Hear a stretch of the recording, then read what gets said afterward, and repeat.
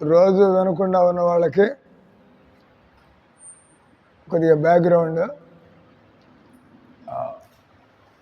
కృష్ణుడు ద్వారక నుంచి ఆయన అంతర్ధానం కాబోతున్నాడు. ఆయన అయిపోయింది భూమి మీద 120 సంవత్సరాలు ఆయన చేయవలసినటువంటి మథుర లీలలు, ద్వారక లీలలు, తర్వాత బృందావన లీలలు, భగవంతుడు ఏ పనికైతే వచ్చాడో భూభారాన్ని తగ్గించడానికి, ఆ తర్వాత భక్తుల్ని కాపాడడానికి, తర్వాత ఈ భగవద్గీత ఉపదేశాన్ని వేయడానికి మహాభారత యుద్ధంలో అంతా అయిపోయింది.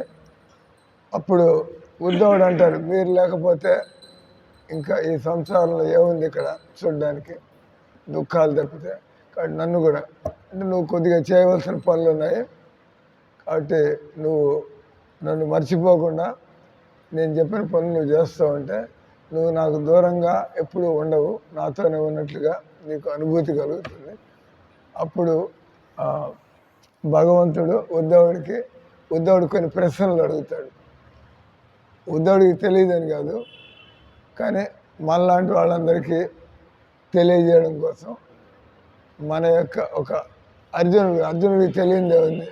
అర్జునుడు ఆల్రెడీ భగవంతుడి యొక్క సఖుడు, కానీ అర్జునుడు భ్రాంతిలో ఉన్నట్టుగా ప్రశ్నలు అడుగుతున్నాడు. భగవంతుడు మనమంతా కూడా భ్రాంతిలోంచి భ్రమల్లోంచి ఎలా ఆధ్యాత్మిక జీవితంలోకి రావాలి. సో ఇక్కడ ఈ 11వ అధ్యాయంలో మనం ఈ 11 అధ్యాయాలు చదువుతూ దానిలో ఉద్ధవుడు ఎన్నో ప్రశ్నలు అడిగితే భగవంతుడు జవాబిస్తున్నాడు. ఇచ్చిన తర్వాత ఆఖరికి మనిషి అన్న తర్వాత అతను జ్ఞానాన్ని పొందాలా, వైరాగ్యాన్ని పొందాలా. వైరాగ్యాన్ని ఎందుకు పొందాలి అంటే ఇక్కడ దుఃఖాలు ఉన్నాయి కాబట్టి. వైరాగ్యాన్ని ఎందుకు పోవాలంటే ఎట్లాగో ఇక్కడ చావాల్సిందే మనుషులు. ఇక్కడ మనం ఆసక్తికి లోనైతే మళ్ళీ జన్మలెత్తాలా. కాబట్టి మానవ జన్మ ఎత్తిన తర్వాత ఇక్కడ మనం ఎస్టేట్లు, ఎంపైర్లు, బంగ్లాలు, ఇక్కడ మన సత్తాలు ఇవి కాకుండా మనిషి ఇక్కడి నుంచి బయటపడడానికి. అంటే మీరు ట్రైన్ ఎక్కుతారు, ఎప్పుడైనా ట్రైన్ ఎక్కి దిగేప్పుడు మీరు సామాను సర్దుకొని రెడీ అవుతారా లేదా? ట్రైన్ ఆగేది 2 నిమిషాలు ఆగుతుంది స్టేషన్లో. మీరు అంతా ఎక్కడ దగ్గర పడేసి కూర్చుంటే ఆ ట్రైన్లో మీరు సర్దుకునే లోపల ట్రైన్ వెళ్ళిపోతుంది. లేదా మీరు దిగేప్పటికి అన్నీ సర్దుకోలేరు, సామాన్ ట్రైన్లో వెళ్ళిపోతుంది. అలాగే జీవితంలో మృత్యు అనేది ఉంది, అది ఎప్పుడు వస్తుందో కూడా తెలీదు. ఎప్పుడైనా చనిపోవచ్చు మనుషులుగా. మళ్ళీ అయింది అక్కడ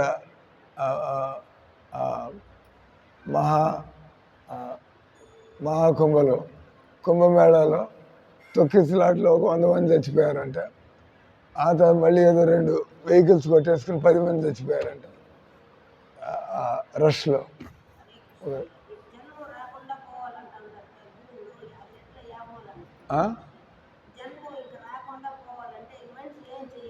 అదేగా చెప్పేది ఇక్కడ, కొద్దిగా ఓపిక పట్టండి. మొత్తం భగవద్గీత అంతా అదే విషయం, భాగవతం అంతా అదే విషయం.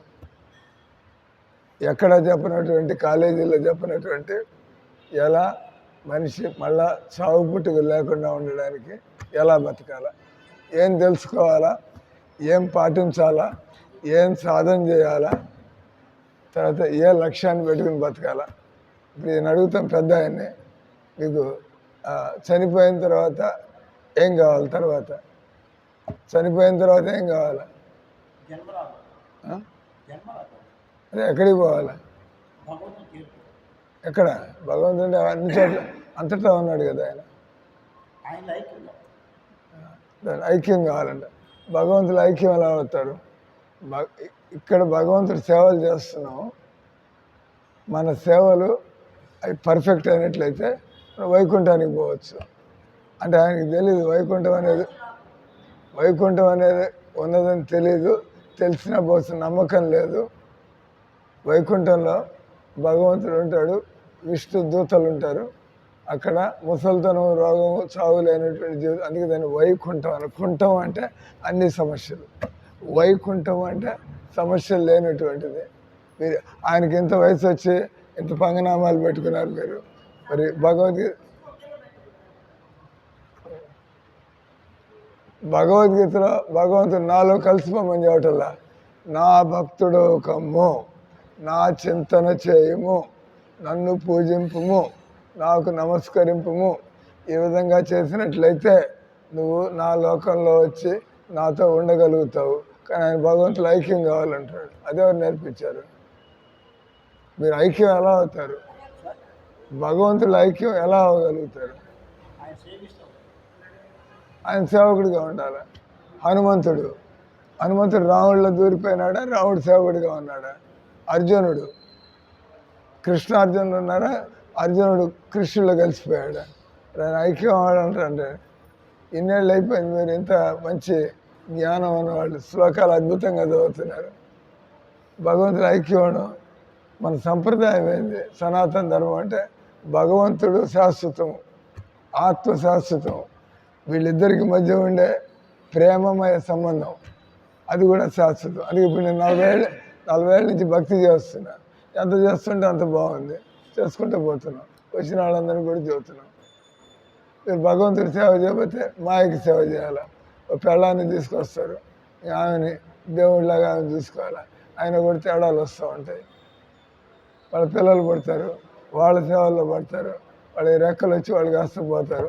మళ్ళీ మీ బతుకు మీది. ఇంతమంది సేవ చేసిన ఆఖరిలో మనతో వచ్చేవాడు ఎవడు లేడు.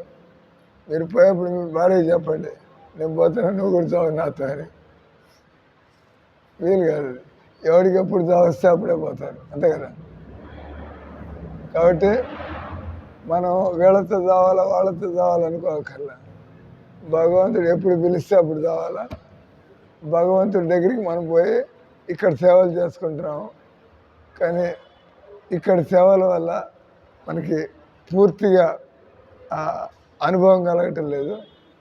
మనం చక్కగా సేవలు చేస్తాం. ఏమంటారు? పచ్చి మామిడికాయ, పండు మామిడికాయ. పచ్చి మామిడికాయ, పండు మామిడికాయ, అది కూడా మామిడికాయ. కానీ మీరు పచ్చి మామిడికాయ తింటారా, పండు మామిడికాయ తింటారా? పండు తింటారు. అంటే ఇక్కడ మనం ప్రాక్టీస్ చేస్తున్నాం. ఆ ప్రాక్టీస్లో మనకి 3 बजे से टच में रहो, मैं भी उठ जाता है ना। वो एक बार देख के स्टेटस फिर डिसाइड करेंगे। 3:30 में ट्रेन स्टेटस क्या है? अक्सर लेट होता रहता है, 4 साढ़े 4 बजे होता है। कल क्या होगा देखेंगे। हरे कृष्ण। राजशेखर को बोलो, राजशेखर नंबर है ना?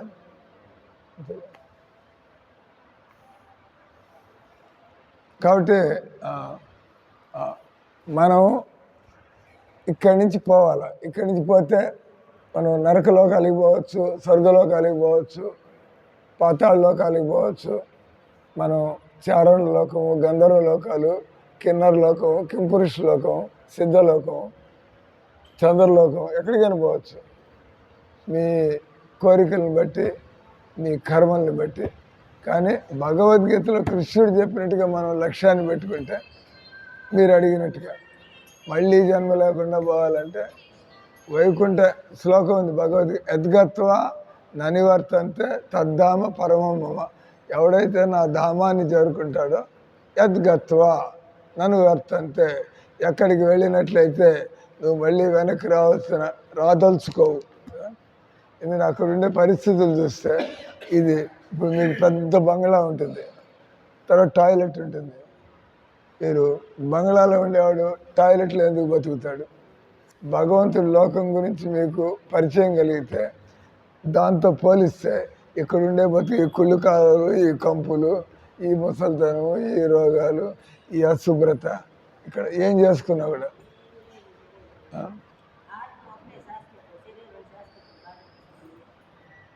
చేర్చుకోండి. మందిరంలో చేరండి, మందిరంలో వచ్చి చేరండి. అయితే కబుర్లు చేస్తే లాభం ఏంది?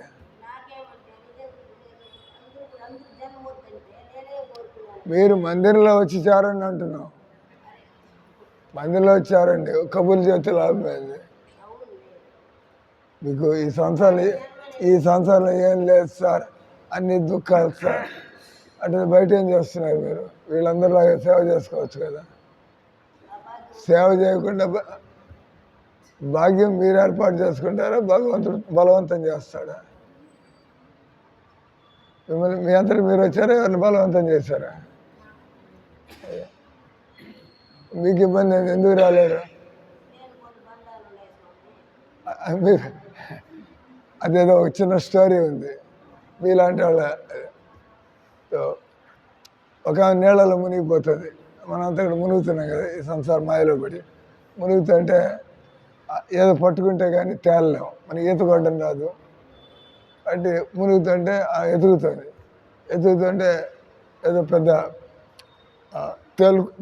తేలుతో వస్తుంది, దాన్ని పట్టుకుంది. దాని మీద కూర్చోవచ్చాను, దాన్ని పట్టుకుని తేలొచ్చాను మునిగిపోకుండా. కానీ అది బల్లూకం, అది అంటే ఏం వదిలిందంటే బల్లూకం వదిలిపెట్టటంలా బేట. మీరు దాన్ని పట్టుకున్నారు, ఎవడు పట్టుకోమన్నాడు? 60 ఏళ్ళు దాటినట్లయితే వానప్రస్థం అంటారు. ఎవరి బతుకు వాడది. మీ ఆయనకి ఇష్టం లేకపోయినా ఆయన బతుకు ఆయనది, మీ బతుకు ఇంకా మరి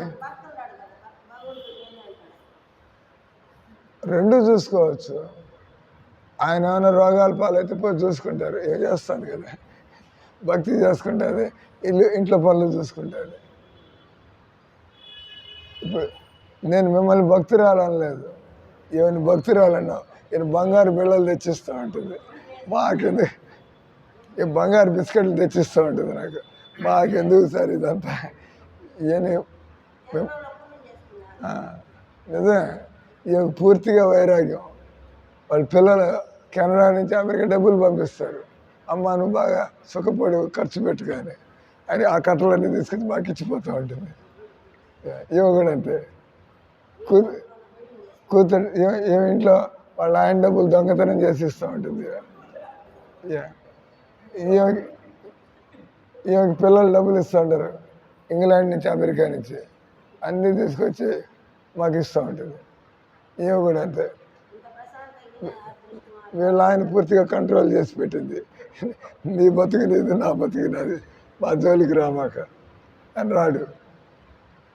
ఆయన వీళ్ళకి కూడా అడ్డం చెప్పడు, సరిపోయింది. అది మీ తెలివితేటలను బట్టి ఉంటుంది. మీరు ఇంట్లో చెప్పాలి, నాకు నేను చచ్చేప్పుడు నువ్వు చావయ్యా నాతో, మీ ఆయనకి చెప్పండి, నేను చచ్చేటైతే నాతో పాటు నువ్వు చావు, నువ్వు చస్తున్నాను నేను నీతో పాటు చావను. కాబట్టి భక్తి చేయడం మంచిది, కాబట్టి నువ్వు నాతో పాటు రా, కనీసం నువ్వు రాకపోతే నన్ను తయారు కానీ నా బతుకు, నన్ను కనీసం భక్తి చేసుకొని.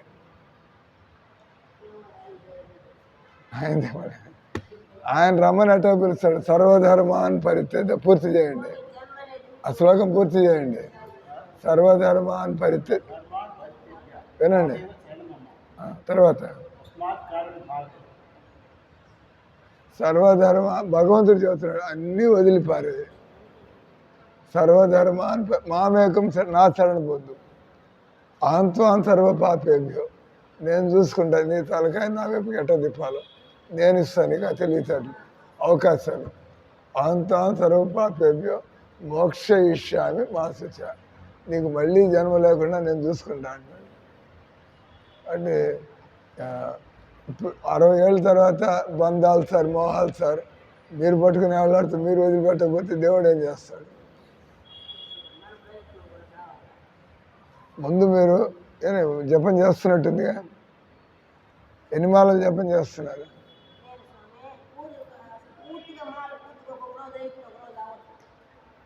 అంటే ఇదంతా నాటకం అయింది అయితే, మళ్ళీ ఇదంతా నాటకాలు అయింది అయితే. కాబట్టి ఆ మనసును కంట్రోల్ చేసుకోలేకపోతారు. ఒక పట్టుదల ఉండాలి భక్తి చేయడానికి. మీరు మందిరంలో వచ్చి చేరకపోయినా కూడా, మీరు మందిరంలో చేరారా చేరలా, వీళ్ళు చేసినట్టుగానే ఇంట్లో ఎన్ని గంటలకు లేస్తారు? ఇంట్లో నిద్ర మేమంతా మందిరంలో 4 లేస్తాం, వీడి ఇంట్లో 4 లేచుకొచ్చాడు.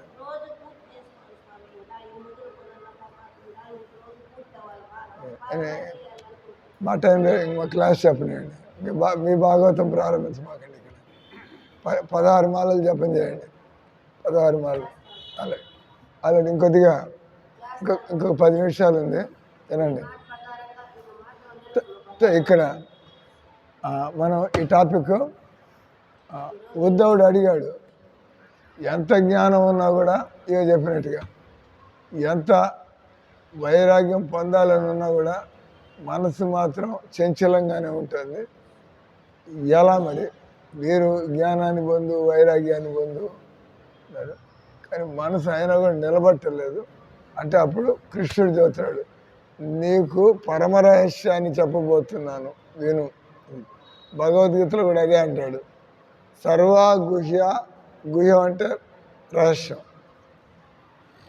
సర్వాగుహ్యతమం భూయ శృణుమే పరమం వచ. 18వ అధ్యాయంలో 64వ శ్లోకంలో భగవంతుడు ఆయన చెబుతున్నాడు, సర్వాగుహ్యతమం భూయ శృణుమే పరమం వచ. అంటే నేను ఇంకా అంతిమ ఉపదేశం ఇస్తున్నాను, భగవద్గీత అయిపోతుంది. శృణుమే పరమ ఇష్టోసిమే దృఢమితి. భగవంతుడికి మన అందరం అంటే ఎంతో ప్రేమ. అందుకే మనం ఇక్కడ ముసలితనం, రోగం ఇవన్నీ చూడడం ఆయనకి ఇష్టం లేదు. మనం ఈ విధంగా ఏ తల్లి కూడా పిల్లలు నానా ఇబ్బందులు పడడం ఇష్టపడరు కదా. అలాగే భగవంతుడు మన మానవ జన్మ పొందిన తర్వాత భక్తి చేయకుండా ఈ సంసారం బతకడం భగవంతుడు సంతోషపడ్డాడు. అరే, నేను 84 లక్షల యోనుల్లో నేను మానవ జన్మించాను, అయినా వీడి దరిద్రం పట్టేట్టు పశువులాగే బతుకుతా, తినడం, పండుకోవడం, పిల్లకాయలు చూసుకోవడం, తన పని ఎప్పుడు చేసుకుంటాడు. ఇది భగవంతుడు ఆయన ఈరోజు ఉద్ధవుడికి ఆయన చెబుతున్నాడు, నేను నీ ప్రయత్నంతో నువ్వు బయటపడలేకపోతున్నావు, నేను నీకు పరమ రహస్యాన్ని చెబుతాను, దాన్ని నువ్వు పాటించు. అదే భగవద్గీతలో వచ్చి సర్వధర్మ నా శరణు పొందు. మీరు ఇంట్లోంచి రాగలుగుతారా లేదా ఇవన్నీ తర్వాత విషయాలు. మొట్టమొదట నేను భగవంతుడి శరణు పొందుతున్నాను అంటే గురువుని ఆశ్రయిస్తాను, అదే ఇప్పుడు నేర్చుకోవాలి.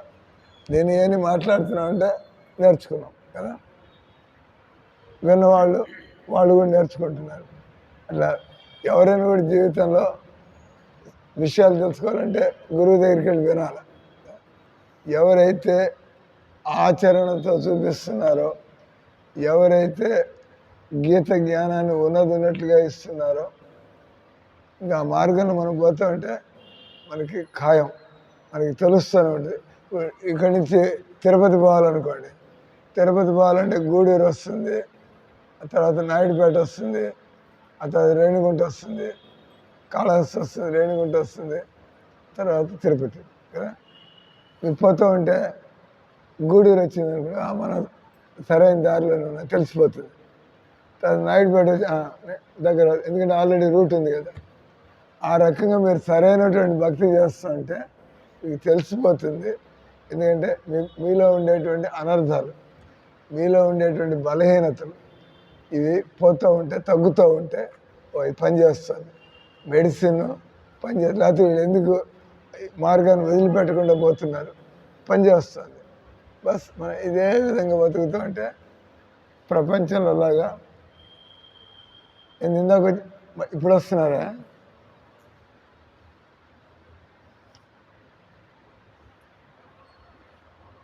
అదే. సో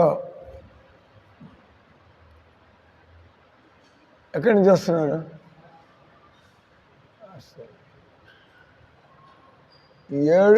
6:45కి రావాలా, అప్పుడు ఆరతి కీర్తన ఉంటుంది. ఇప్పుడు క్లాస్ మధ్యలో వస్తే అదేదో తెలుగులో సాగుతుంది,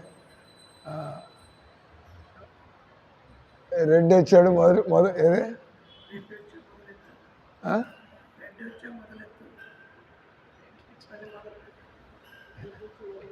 ఆల్రెడీ వీళ్ళని కొంత చెబుతున్నాం, సడన్గా వచ్చి కూర్చుంటే ఏం మాట్లాడుతున్నాం మీకు ఎక్కడ తెలుస్తుంది. పిల్లాడి ఫ్యాంప్లెట్ అరివల్ పిల్లాడికి స్టూడెంట్ ఫ్యాంప్లెట్ ఇవే కొత్తగా వచ్చింది. అలాగే ఇంకొక 8 నిమిషాలు ఉంది, ఇంకా తెరవలేదు. ఏం చేస్తున్నాను?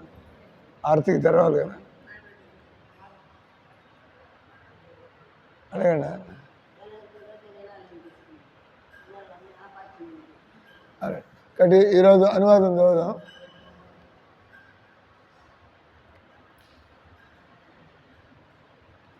వినండి జాగ్రత్తగా.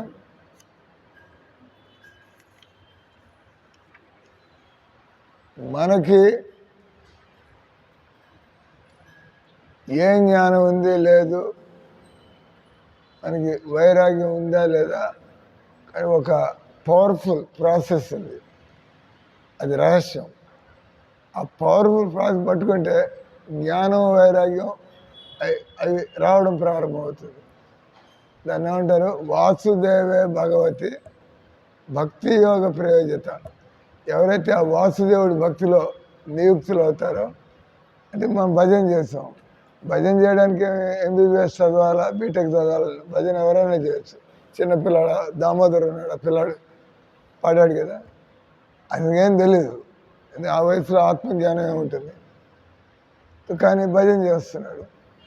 అంటే భజన అనేది రోగులు, చదువు లేని వాళ్ళు, ముసలి వాళ్ళు కొత్తగా ఏం నేర్చుకోగలరు, కానీ హరే కృష్ణ భజన చేయొచ్చు. దాన్ని భక్తి యోగం అన్నారు. కాబట్టి ఇక్కడ చెబుతున్నాడు కృష్ణుడు, నువ్వు కృష్ణ భక్తిని అలవాటు చేసుకో. జీవితం అది ప్రభుపాద చేసినట్టే. ఆయన జనాలందరూ ఏంది దేవుడు, ఎట్లా అర్థం చేసుకోవాలా, ఎలా మైండ్ కంట్రోల్ చేసుకోవాలా, ప్రభుపాద అన్న డోంట్ వరీ, జస్ట్ మీరు ప్రసాదం తినండి, మీరు హరే కృష్ణ మంత్రాన్ని పాడుతూ ఉండండి. ఇప్పుడు వాళ్ళంతా గురువులు అయ్యి మన కదా, రాధానాథ్ స్వామి ఇండియానా అమెరికనా? రాధానాథ్ స్వామి ఇండియానా అమెరికనా? అమెరికన్. అంతా ఆయన శిష్యులు. వాళ్ళంతా విదేశస్తులు అయ్యండి కేవలం నియమం పెట్టుకున్నారు, నేను ప్రసాదం మాత్రమే తినాలా, ప్రసాదం కానిది నేను తినకూడదు. ఆ నియమం పెట్టుకోండి. నేను ఎప్పుడు ఏదైనా కూడా కృష్ణార్పణం చేసుకుని తినాలా, ఒకటి. రెండోది, ఖాళీగా ఉండమాక. చదువు వస్తే పుస్తకాలు చదవచ్చు, రాకపోయినా ఇబ్బంది. చదువు రాకపోతే భక్తుడు కాలేరా అయింది. చదువు రాకపోతే భక్తుడు కాలేడా? కావచ్చా? కావచ్చు. చదువు లేకపోయినా కూడా భక్తుడు కావచ్చు. సరైనటువంటి గురువు దొరికి ఆయన మనకి చక్కగా చేస్తే చేసుకుంటూ పోతే. కాబట్టి ఏమన్నాడు ఆయన? ఖాళీగా ఉండమాకండి. ఎప్పుడు మీరు మీ పనులు అయిపోతే వెంటనే మీరు భగవన్నామాన్ని జపించి అలవాటు చేసుకోండి. మీ మనసు ఎలా మారిపోతుందో చూడండి. జగన్నాథ్ బలదేవ్ సుభద్ర మహారాణికి. కాబట్టి ఈరోజు మనం చదివిన శ్లోకం యొక్క అనువాదం. కృష్ణుడు ఉద్ధవుడితో చెబుతున్నాడు, ఆయన ఉదాహరణలు ఇస్తున్నారు. భక్తిని చేయడం వల్ల కోతులు, సుగ్రీవుడు కోతి, వృక్షరాజు జాంబవంతుడు కోతి, హనుమంతుడు కోతి, కానీ గొప్ప భక్తులు జటాయువు పక్షి. జటాయు అక్కడ దానిలో ఉంది కదా, గృద్రో అంటే గ్రద్ద జటాయువు పక్షి. పక్షి యోనిలో ఉండి కూడా ఆ రాముడి మీద శ్రద్ధ పెంచుకుంటే గొప్ప భక్తుడు. రాముడు స్వయంగా జటాయుకి అంత్యక్రియలు చేశాడు. ఎవరికి అవకాశం కలుగుతుంది అంటే పక్షి జన్మెత్తి కూడా ఎంత భక్తుడైపోయాడు జటాయుడు. కోతి జన్మెత్తి కూడా ఎంత భక్తులయ్యారు. ఇంకా మానవులు ఈ హరే కృష్ణ మంత్రాన్ని అంటే వాళ్ళు ఎంత తొందరగా మారిపోతారు. తెలియాలా, చేయాలా? ముందు మనకి తెలియాలి ఈ విషయం, అదే చేయాలి. ఎవరైనా కూడా దీన్ని జీవితంలో ఈయన చెప్పినప్పుడు ఎంతమంది ఆస్ట్రేలియాలో, ఆఫ్రికాలో, అమెరికాలో, రష్యాలో విని ఎవరైతే నమ్మారో వాళ్ళ జీవితాలన్నీ మారిపోయినాయి. కాబట్టి ఇంకా ఉదాహరణ ఇస్తున్నాడు. దీనికి చదువులతో సంబంధం లేదు. వ్యాధుడు అంటే ఆటవికులు. నారదుని కలుసుకున్నాడు, మంత్రం పొందాడు. బస్ వాడు అడవిలో పుట్టి గొడ్డు మాంసం తినేవాడైనా, విపరీతంగా జంతువులను చంపేవాడైనా టక్కన మారిపోయాడు. నారదుడి నుంచి ఈ భగవన్నామ ఉపదేశాన్ని పొంది వాడి జీవితం మారిపోయింది. అలాగే గోపికలు, గోపి అంటే గోపికలు, మూడో లైన్లో గోప్య వ్రజగోప్య వ్రజగోప్య. గోపికలు మీలాంటి సాధారణ మహిళలు, ఏమీ లేదు, ఇంటి పనులు చేసుకుంటా, వంట పనులు చేసుకుంటా, ప్రతి సామాన్యమైన ఇట్లా పెద్ద పండితులు అయిపోయి తపస్సులు చేసి యోగులు లేదు, మామూలు స్త్రీలు. కానీ వాళ్ళు కృష్ణుడిని చూసే అవకాశాన్ని పొందారు. వాళ్ళ మతి కాస్త కృష్ణుడి మీద తిరిగిపోయింది. కృష్ణార మతిరస్తు. వాళ్ళ జీవితంలో కృష్ణుడిని చూసే అవకాశం పొందారు. దాంతో వాళ్ళు కాస్త వాళ్ళ మనసు మాకు కృష్ణుడే భర్తగా కావాలా, మా కృష్ణుడే తండ్రి, మా కృష్ణుడే సర్వస్వం. దాన్ని ఏమంటారు? ఆత్మసమర్పణ వాళ్ళకి. కాబట్టి గోపికలు వాళ్ళేం జ్ఞానులు కాదు, యోగులు కాదు, తాపస్సులు కాదు. కేవలం ఆ కృష్ణుడిని చూస్తూ ఉంటాం. వాళ్ళకు ఉండేటువంటి సంసారపు వాసనలు, వికారాలు, కోరికలు అన్నీ పోయినాయి. మేమంతా కూడా ఈ మార్గంలో ఎందుకు పోతున్నాం? పనిచేస్తుంది. Medicine is working. ఈ భగవన్నామం అనేది భవరోగానికి తిరుగులేనటువంటి ఔషధం. అందరూ అనండి ఒకసారి. హరే కృష్ణ హరే కృష్ణ కృష్ణ కృష్ణ హరే హరే, హరే రామ హరే రామ రామ రామ హరే. సో ఇక్కడ చెబుతున్నాడు స్త్రీలు వాళ్ళు. తర్వాత రాక్షసులు. రాక్షసులు అంటే దేవుడికి వ్యతిరేకంగా ఉండేవాళ్ళు కదా రాక్షసులు. కానీ ప్రహ్లాదుడు రాక్షస కుటుంబంలో పుట్టాడు. బలి మహారాజు రాక్షస కుటుంబంలో పుట్టాడు. వృత్తాసురుడు రాక్షస కుటుంబంలో పుట్టాడు. విభీషణుడు ఏమవుతాడు? రావణుడికి ఏమవుతాడు? తమ్ముడు అంటే రాక్షసుడు. రావణుడు రాక్షసుడు, విభీషణుడు రావణుడికి తమ్ముడు. అంటే ఆయన కూడా రాక్షస కులంలో పుట్టాడు. మరి విభీషణుడు భక్తుడు ఎట్లయిపోయినాడు? రావణుడు రాక్షసుని దిక్కుమాలిన ఎట్లా తెచ్చాడు? ఎందుకంటే విభీషణుడు రామనామాన్ని పట్టుకున్నాడు. బస్ అంత ఆయనలో ఉండే రాక్షస లక్షణాలు, స్వభావాలు. రాక్షసులు దేవుడికి దూరంగా ఉంటారు. ఆ రాక్షస బుద్ధి పోవాలంటే అనండి హరే కృష్ణ హరే కృష్ణ కృష్ణ కృష్ణ హరే హరే, హరే రామ రామ రామ. అందరిలో కూడా భూమి మీద పుట్టిన ప్రతి ఒక్కరిలో కూడా రాక్షస బుద్ధులు. రాక్షస బుద్ధి అంటే ఏంది? భోగాలు అనుభవించాలా, నేను అనుభవించాలా, సొంతం చేసుకోవాలా, పెత్తనం చేయాలా, నాది నేను, నేనంతా రాక్షస బుద్ధి. అంతా భగవంతుడు చేస్తున్నది మనకి అవకాశాలు. మన ఆరోగ్యంగా ఉన్నా అంటే దేవుడి దయ, మనకి తెలివితేటలు పనిచేస్తున్నాయంటే దేవుడి దయ, మన దగ్గర 4 రూపాయలు డబ్బులు ఉన్నాయంటే దేవుడి దయ. కానీ నేను నేను నాది ఇది రాక్షసుల యొక్క లక్షణం. ఇది మందిరం కట్టాము, నేను ఎప్పుడైతే నేను మందిరం కట్టా అంటానో నేను భక్తుడిని కాను. అలా మేము భక్తి చేసుకున్నాం, దేవుడి దేవల ఆయన దేవల మందిరం ఏర్పడింది. అప్పుడు మీరు భక్తుడిలాగా మాట్లాడుతున్నట్టు. ఈ శారద మాట్లాడు, నేను మందిరానికి 30 లక్షలు పోయి చేస్తాను, నేను మందిరానికి 30 లక్షలు పోయి చేస్తాను, ఆమె డబ్బులు ఇచ్చినట్టుగా. ఊళ్ళో జనాల దగ్గర డబ్బులు దండుకొచ్చి నేను 30 లక్షలు పోయి చేశానంటే అనగా తప్పు కదా. భగవంతుడు శారద ఏమనాలా? నాకు దేవుడు సేవ చేసుకునే అవకాశం ఇచ్చాడు. ఆయన మందిరం కట్టడానికి నేను ఊళ్ళో తిరిగి జనాల్ని దేవుడి సేవలో పెట్టాను. నా జీవితాన్ని దేవుడి సేవలో నా సమయాన్ని గడపగలిగాను. అట్లా మామూలుగా ఆమె భక్తురాలు కాకపోతే నేను ఈ మందిరానికి 20 లక్షలు పోయి చేశా, 30 లక్షలు పోయి చేశా. మీకు కావాల్సింది అదే, భక్తురాలుగా ఉండాలి కదా. డబ్బులు దేవుడు ఎంత పంపిస్తే అంత వస్తూ ఉంటాయి, మన చేతిలో ఏముంది. కానీ సేవ చేసుకునే అవకాశం అందరికీ ఉంది. కాబట్టి ఇక్కడ ఏమంటున్నాడు? స్త్రీలు, వృత్తాసురుడు, ప్రహ్లాదుడు, బలి మహారాజు, బాణాసురుడు, విభీషణుడు, హనుమంతుడు, గజేంద్రుడు, జటాయువు, తులాధారుడు, మాంసం అమ్మేవాడు, ధర్మవ్యాధుడు, అడవుల్లో ఉండి ఆటవిక బతికేవాడు, కుబ్జ కంసుడికి సేవకురాలుగా ఉండేది. కుబ్జ అంగవైకల్యం కానీ కేవలం కృష్ణుడికి చందనం ఇస్తుంది. కృష్ణుడికి కొద్దిగా సేవ చేసినా కూడా ఆయన మనం లాగేస్తాడు. ఆయన భగవంతుడు భగవంతుడు మనం రమ్మంటున్నాడు. ఒక అడుగు మీరు వేసారంటే ఆయన అడుగు 100 అడుగులకు సమానం. అంతే కదా భగవంతుడు.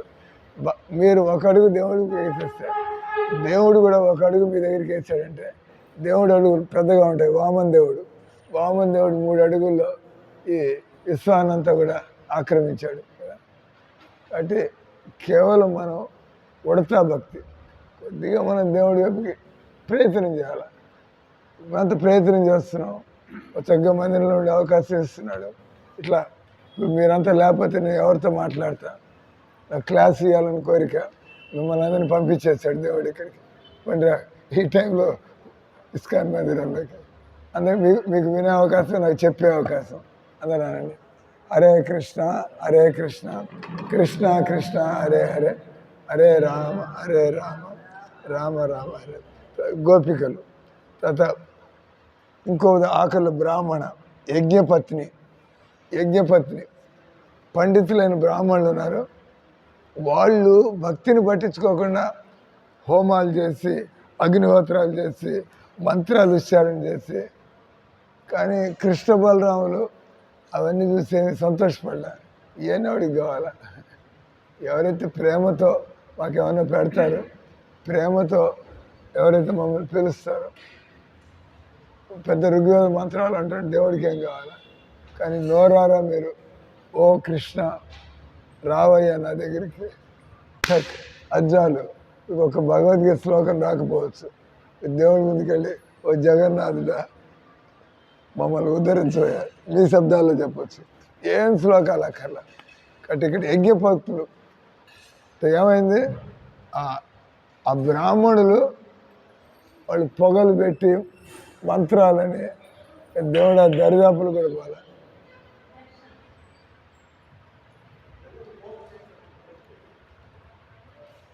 దేవుడు ఆ బ్రాహ్మణులు దరిదాపు కూడా పోలే కృష్ణ బలరాములు. కానీ యజ్ఞపత్నులు వాళ్ళు ఎప్పుడు కృష్ణుడి గురించి ఆలోచిస్తున్నారు. వాళ్ళు భగవంతుని పొందారు. ఆ బ్రాహ్మణుడికి సిగ్గేసింది, మన భార్యలు ఏమీ జ్ఞానం లేకుండా, ఏమీ పాండిత్యం లేకుండా, ఏమి పెద్ద పెద్ద హోమాలు చేయకుండా ఎలా వాళ్ళు కృష్ణ అంటే ప్రేమ. కాబట్టి ఆ ప్రేమ కలగడానికి మనం ఈ మంత్రాన్ని మళ్ళీ మళ్ళీ అంటుంటే మన పాషాణం లాంటి మన హృదయం అది కరిగిపోవడం ప్రారంభమవుతుంది. అనండి, హరే కృష్ణ హరే కృష్ణ కృష్ణ కృష్ణ హరే హరే, హరే రామ రామ రామ రామ హరే హరే.